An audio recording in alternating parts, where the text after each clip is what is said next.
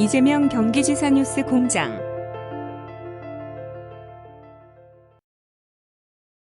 첫 번째 뉴스. 공공시설물을 많이 개방해 도민들이 자유롭게 이용하도록 하라는 민선 7기 이재명 경기도지사의 지시에 따라 지난 7월부터 본격 개방된 경기도 공공시설을 3개월여 만에 35만 4,020명의 도민이 이용한 것으로 집계됐다. 지난 7월 22일부터 지난 6일까지 108일간의 이용 실적인 점을 고려할 때 1일 평균 3,277여 명에 달하는 도민이 공공시설물 개방의 혜택을 누린 것으로 분석된다.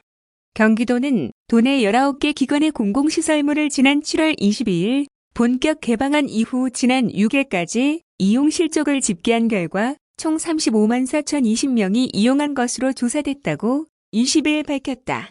이는 회의실, 강당, 체육시설 등을 직접 이용한 도민 30만 1,273명과 공공기관의 로비, 야외광장 등 부대시설을 활용한 사업에 참여한 도민 5만 2,747명을 합친 수치다. 도는 공공시설물을 도민들이 자유롭게 활용할 수 있도록 하고자 지난 7월 22일부터도 및 공공기관 시설 개방 종합 안내 홈페이지를 개설, 운영하고 있다. 홈페이지에는 이용 가능한 공공기관 내 회의실, 강당, 체육시설에 관한 자세한 안내가 담겨 있어 사용 목적에 맞는 편리한 시설 이용이 가능하다. 이와 함께 도는 리모델링 등을 통해 공공기관의 로비, 야외 광장 등의 부대시설을 도민을 위한 개방형 공간으로 재탄생시킨 뒤 다채로운 프로그램을 마련, 현재까지 총 14개 사업을 실시했다. 대표적으로 경기도경제과학진흥원은 본원과 스타트업 캠퍼스 로비를 리모델링해 개방형 오피스를 조성하는 한편 시설이 오래된 농구장을 정비해 도민들에게 개방했다. 이와 함께 실험실 등을 활용해 견학 프로그램 및 과학교실을 운영하고 경기홀에서 시네마 데이를 열어 다양한 영화를 상영하는 것은 물론 중앙주차장에서 소상 공연을 위한 플리마켓이 운영되도록 했다. 경기도 문화의 전당은 대극장 2층 로비를 전시 및 휴게 공간으로 조성, 도민들이 음악도 감상하고 전시물도 관람하며 편안하게 이용할 수 있도록 하는 한편 야외 광장을 인라인 스케이트장으로 개방했다.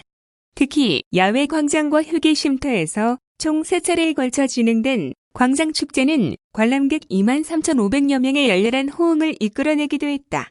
이 밖에 경기문화재단은 로비의 책방, 휴식, 대화, 음악 감상 등 6개의 공간으로 구성된 포켓 라이브러리를 마련했으며 차세대 융합기술화는 로비의 3개의 방으로 구성된 개방형 회의실을 조성해 도민들이 자유롭게 활용할 수 있도록 하는 등 다수의 공공기관들이 공공시설물을 활용해 도민들의 삶의 질을 높이는 다양한 사업을 실시하고 있다.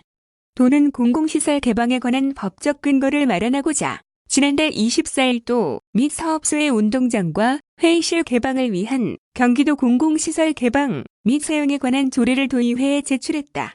조례가 제정되면 본청의 운동장, 대회의실, 북부동물위생시험소의 대회의실 등 총 7개 시설이 추가 개방된다.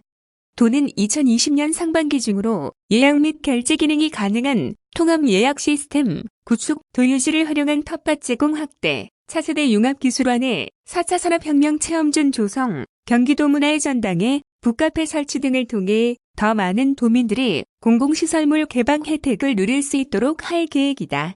도 관계자는 기존에 개방되지 않았던 시설을 자유롭게 이용할 수 있게 되면서 도민들의 뜨거운 호응이 이어지고 있다라며 공공시설의 주인은 도민인 만큼 앞으로도 지속적인 개방을 통해 도민들의 삶의 질을 높여나가겠다고 말했다. 한편 이재명 경기도지사는 지난 3월 확대간부회의에서 공공시설을 많이 짓는 것도 중요하지만 있는 시설을 많이 활용하면 추가 예산 없이도 주민복리에 큰 도움이 된다라며 도나 산하기관이 관리하는 시설물을 많이 개방해서 회의장소, 모임장, 행사장소 등으로 많이 활용할 수 있도록 하면 아마 지역 명소가 될 수 있을 것이라며 공공시설물 개방을 당부한 바 있다. 다음은 지스타 2019 관련 뉴스입니다. 경기도는 도내 게임기업 19개사와 함께 지난 14일부터 16일까지 사흘간 부산 백스코에서 열린 지스타 2019에 참가해 지난해 2,063만 달러보다 2배 이상 많은 4,467만 달러 상당의 계약 추진 성과를 달성했다고 20일 밝혔다. 도는 도내 게임 기업의 해외 시장 판로 개척을 지원하고자 행사장 내 경기도관을 마련하고 북미, 유럽, 태국 등 세계 각지에서 온 해외 바이어와의 일일 비주 매칭 및 통역 지원을 실시했다. 총 283건에 달하는 상담을 진행한 결과 도내 19개 기업은 세계 각지에서 온 바이어들로부터 높은 관심을 받으며 지난해보다 2배 이상 많은 계약 추진액을 달성하는 성과를 거뒀다.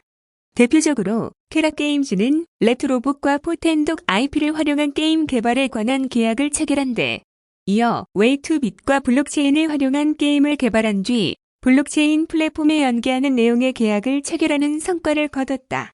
이와 함께 뉴소프트의 삼국지 무한대전은 중화권 게임 기업들의 높은 관심을 받으며 총 19건의 상담을 통해 총 1121만 달러의 계약 추진액을 달성했으며 경기도 콘텐츠진흥원은 동남아의 대표적인 게임 퍼블리셔인 갓나이크 게임즈와 업무 협약을 체결하며 도내 게임 기업의 글로벌 시장 진출 가능성을 높였다. 이 밖에도 트라이픽스, 와이드크로스, 머신검즈, 아바벨 카드배틀, 인플루전, 스톤본, 페인 오브 메모리 등도 중국, 동남아, 유럽 바이어들의 높은 관심을 이끌어내며 글로벌 진출의 발판을 마련하는 데 성공했다.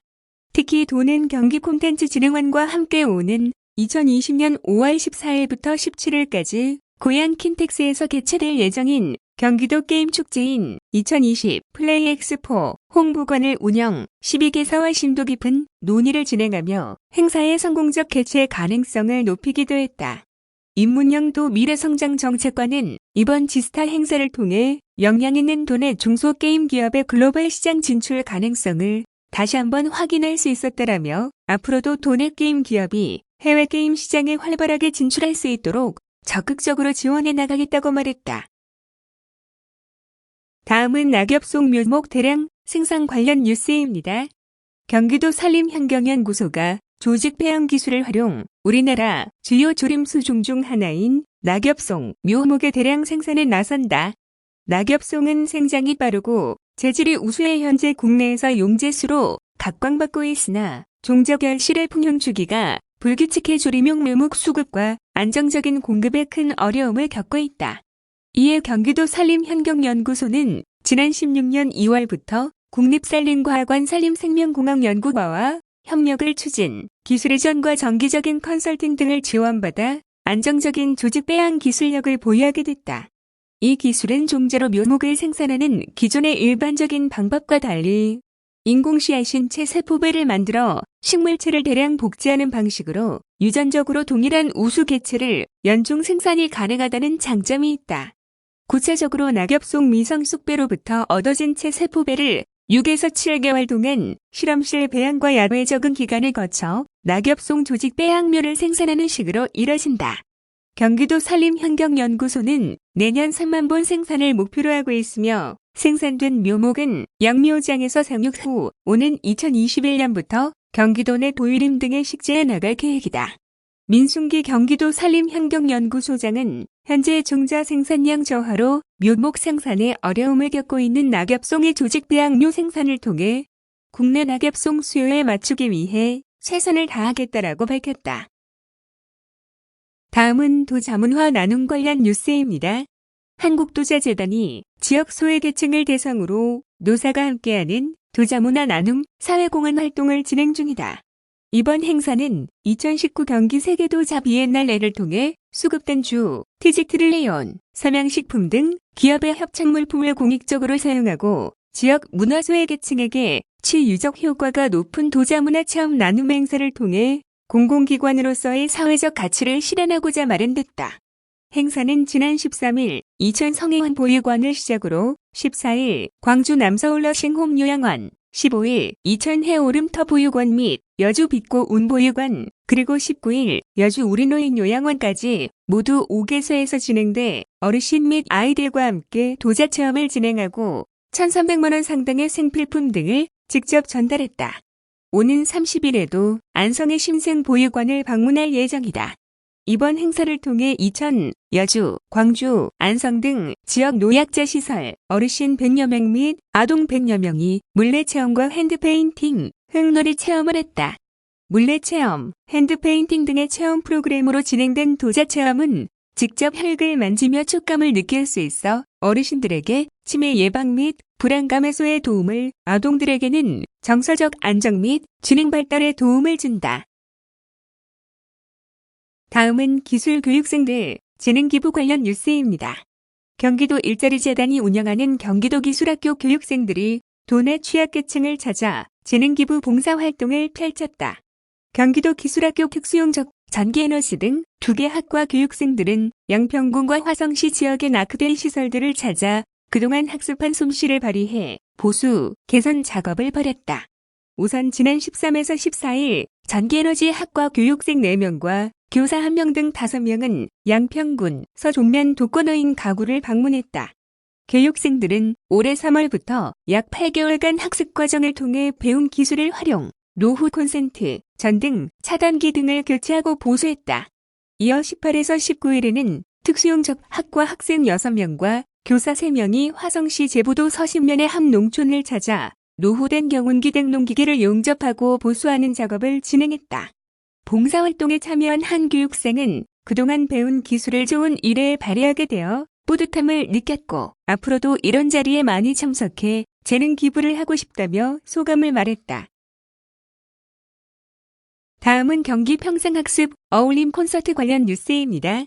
경기도와 경기도 평생교육진흥원이 오는 27일 수원과학대학교에서 2019 경기 평생학습 어울림 콘서트를 개최한다. 경기도 평생학습 성과 공유의 장인 어울림 콘서트는 올해 8회째로 도내 31개 시군 평생학습 기관과 관계자들이 참여해 이웃과 함께하는 행복의 학습 여행을 주제로 진행된다. 행사에서는 경기도 평생교육 유공자 표창 및 신규 평생학습마을 현판 수여, 31개 시, 군 성과 공유, 평생학습 체험부스 운영, 지역 평생교육, 활성화 지원 사업 성과, 공유, 제3회 평생학습, 골든벨 등 다채로운 프로그램이 진행될 예정이다. 행사의 주요 프로그램 중 하나인 평생학습 골든벨은 31개 시, 군 관계자의 소통 강화와 지역 평생교육 활동가의 전문성 증진을 위해 진행되는 네트워킹 프로그램으로 평생교육 관련 지역 활동가와 학습자 누구나 참여 가능하다. 3년 연속 평생학습 골든벨이 진행될수록 매년 점점 높은 호응도를 얻어 올해 평생학습 골든벨 역시 벌써부터 참여 열기가 뜨겁다. 지난 제1회, 제2회 평생학습 골든벨 우승의 영광은 의왕시의 평생학습마을 코디네이터가 차지했으며 제3회 평생학습 골든벨의 우승의 주인공은 어느 시 군에서 탄생할지 귀추가 주목된다.